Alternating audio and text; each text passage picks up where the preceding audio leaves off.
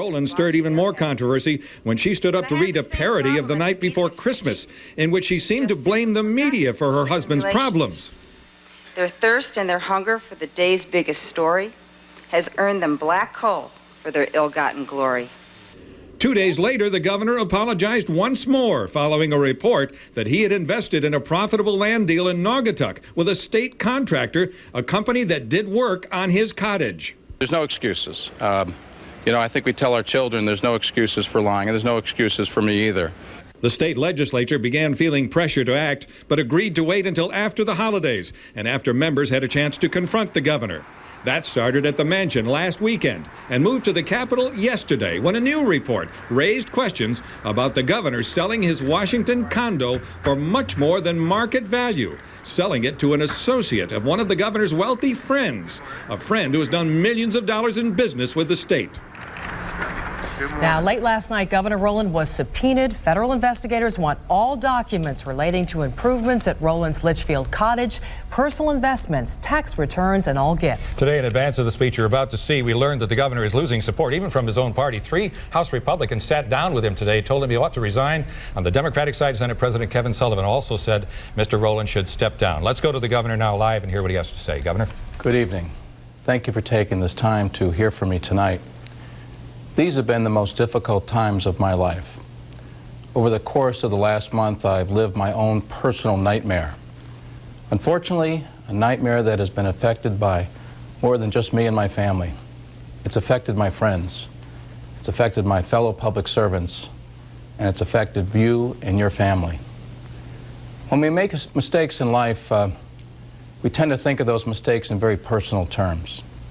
But when you live a public life, the ramifications of your actions are far greater. They affect the people that you work with. They affect the people that have supported you. But most importantly, they affect the people of the state, you and your families, you who have put your trust in me. That's what's most tragic. I've hurt and angered people that I've spent my entire adult life trying to serve. Though I'm proud of the accomplishments of my administration, I'm well aware that my failings have cast a long shadow. I was wrong when I accepted gifts given to me by state employees and from friends who do business with the state. For this, I accept full responsibility. But worse, I was wrong in failing to truthfully address these issues. I lied, and there are no excuses.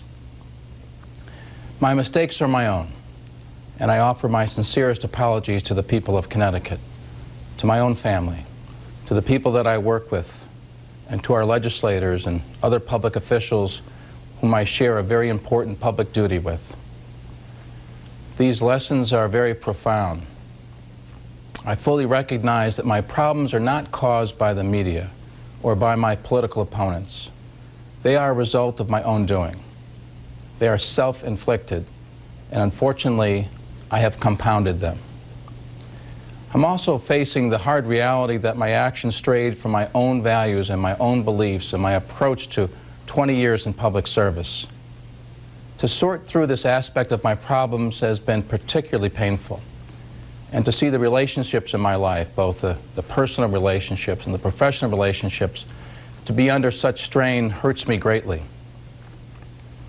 And to know that I have disappointed my own family and my own children means that I have disappointed your family and your children as well.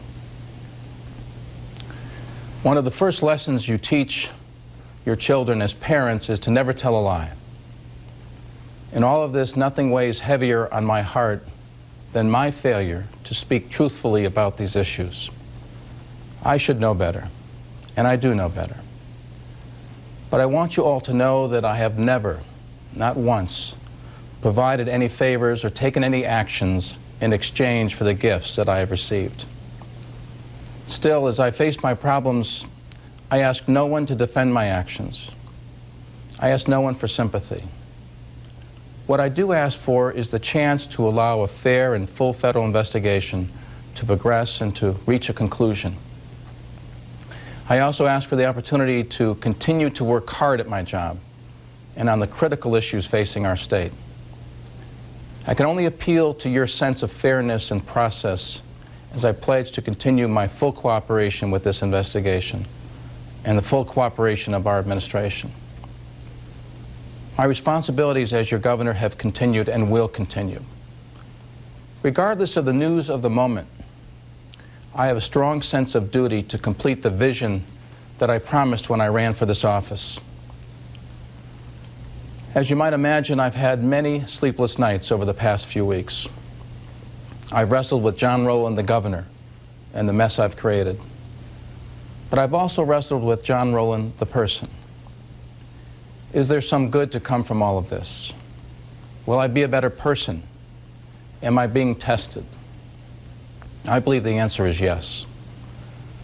Tonight, I ask for your forgiveness, perhaps your understanding, and even your patience. Those of you who know me, you know my true character.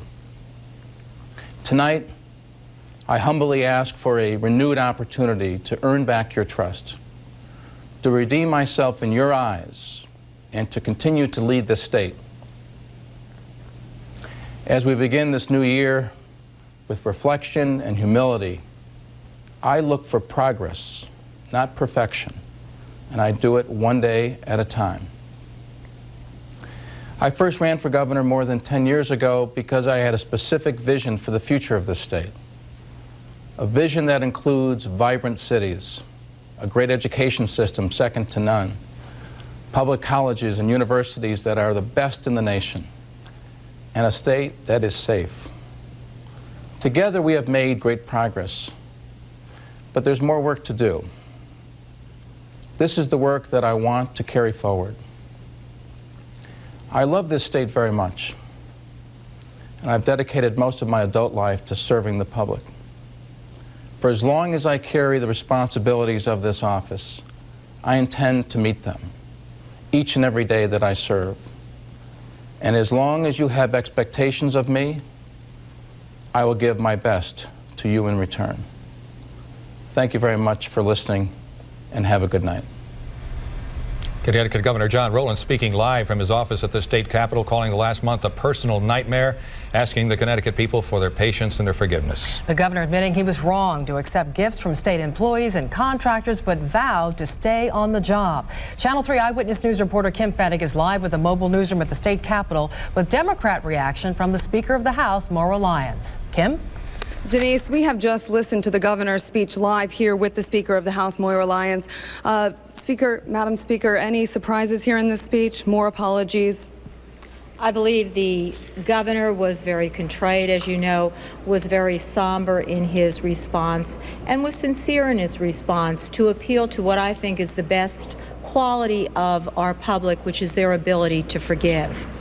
However, given the drip of the very egregious revelations, I think that's a huge hurdle to tackle. When I look at polls that are being done, when 9 out of 10 people in Connecticut state they do not believe the governor is trustworthy, I've always felt that that's the very foundation, the very basis, the very character, the very reason why people vote for you, because they know they can believe in your word. You hold the card to start this impeachment process. You will be caucusing tomorrow. Do you feel any differently after today? It seems that the moods are changing here at the Capitol. Even allegiance is changing at times. Well, I think the public is waking up at this point to what has been unfolding in the last couple of weeks. I have said from the beginning that my decision will come after I have talked to my caucus members, have heard their concerns, and I think that's the right approach. This is an extremely serious issue. It is unheard of in the state of Connecticut that you would rescind an election and that we would then determine the outcome. I take that for what it is. It is serious, and I will handle it in a fair mannered process. And how much sooner, or how soon will we know what your decision is? I recognize that an issue or a legislative session is quickly upon us, and I recognize that I do believe this has to be put to bed prior to that. Okay, thank you very much for being with us today. Speaker of the House, Maura Lyons, certainly she does hold hold the card when it comes to starting the process, starting a committee rather, to start the impeachment process. She will be caucusing tomorrow, and really at this point here at the Capitol, it's a wait and see. Live from the Capitol, I'm Kim Fettig, Channel 3 Eyewitness News. All right, so let's review what's next. In the next few days, we may get more of an idea of what will happen next. Tomorrow, the House will hold a caucus. Then on Friday, the Senate will caucus. All this leading up to the February session, which starts on the 4th. Now, if the governor should resign or be impeached, Lieutenant Governor Jody Rell would be the next person in line to serve. But today, she's told us she is not preparing to take over the state. Channel 3 Eyewitness News reporter Susan Raff live at the mobile newsroom in Hartford to tell us why she feels that way. Susan? Good evening, Al. As you heard a few minutes ago, Governor Rowland made it very clear that he has no intention of resigning. However, if that changes in the coming days or weeks, or perhaps impeachment proceedings do begin, that could very well change, and automatically Lieutenant Governor Jody Rell would take charge. Perhaps the question tonight, however, is she getting the support that she needs, and is she ready to take control? I think I was at Lakeside. While the fate of Governor Rowland is still up in the air, the state's lieutenant governor is continuing with her day-to-day schedule. This morning, she was at the Wintergreen Magnet School in Hamden, using a Palm Pilot to answer questions from students. If the governor steps down, Jody Rell will have to take his place, something she's expected to do, but right now, she says, Rowland is still in charge. That he is the only one that makes that decision, and certainly right now the governor has given every indication, and he has said he is not resigning. And I don't want to speculate. I think it's premature to do that. No Connecticut governor has ever been impeached. However, when former Governor Ella Grasso became too sick to govern and was ill with cancer in 1980, then Lieutenant Governor Bill O'Neill stepped in, and he was then reelected twice. Like many Republicans, Senator David Cappiello is questioning Rowland's actions. However, he has confidence in Jody Rell.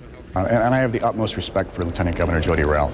I've known her for over a dozen years, and she's a wonderful woman. She is above reproach. She, I think, would do a fantastic job as governor. If Jody Rell were to become governor, Senate President Kevin Sullivan would then become lieutenant governor. As for Jody Rell, she says right now she is doing her day-to-day job and is waiting for the federal investigation to be over. We are live at the state capitol. Susan Raff, Channel 3 Eyewitness News. So what do the people of Connecticut think about the crisis at the Capitol and the growing scandal surrounding the governor?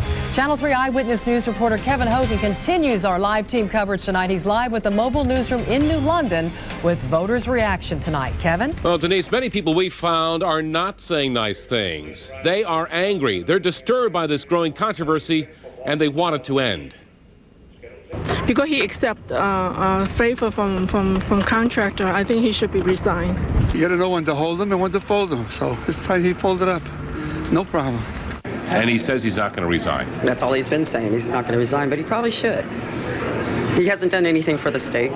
Our taxes are higher. And if he stole the money, he cannot be trusted. I know he has a nice house, and I'm struggling. I think he's done a lot of things improperly. Yeah, I probably agree with the newspapers that he should step down. And in talking to people throughout Southeast Connecticut today, we found that at least 90% of those that we talked to are negative against the governor. Live in New London, Kevin Hogan, Channel 3 Eyewitness News. And stay with Eyewitness News for continuing coverage. Coming up, we'll hear from a legal expert to talk about the case against the governor. Joining us here is Attorney John Pavey. He's a former prosecutor who now teaches a course at the Quinnipiac College or University School of Law in Hamden. He teaches a course on the prosecution of political officials. So as a lawyer, Attorney Pavey, what is your reaction to what the governor had to say tonight? Did you hear anything in there that really rang bells for you? Well, first of all, we heard before the speech that it might be very similar to the Middlesex speech. I actually thought it was better than the Chamber of Commerce speech. Yeah, I thought it was better than that speech for two reasons. Number one, it's not getting drowned out by the poem, and number two, he took personal responsibility. That the First Lady wrote, right, yeah. And it's not getting, and rather he took personal responsibility for his actions, didn't blame anybody. It's on him, which was good. The second thing was he talks about fairness, and that's going to be the theme. This has to be carried out in a fair way, and he's right. No matter what happens, the process has to be fair. The third thing is him getting out there tonight, it tells me something that he doesn't think he has much on the criminal exposure side, because when someone at the center of an investigation thinks they really did something wrong, they clam up, and their lawyers are telling them, you can't go out there and make speeches, you can't go out there and visit different towns. So that tells me that he's confident on the criminal side. The last thing is, it puts an interesting spin on this, he's there to stay. I take from this speech. If they want him out, Moira, Jepsen, and Sullivan, he's telling them, you're going to have to boot me out. You're going to have to make the tough call. I'm not leaving. Well, let's talk about the criminal side for a minute here. From what you know, how likely is an indictment, and when could an indictment come? You have to remember, in these kinds of cases, these are called illegal gratuity cases.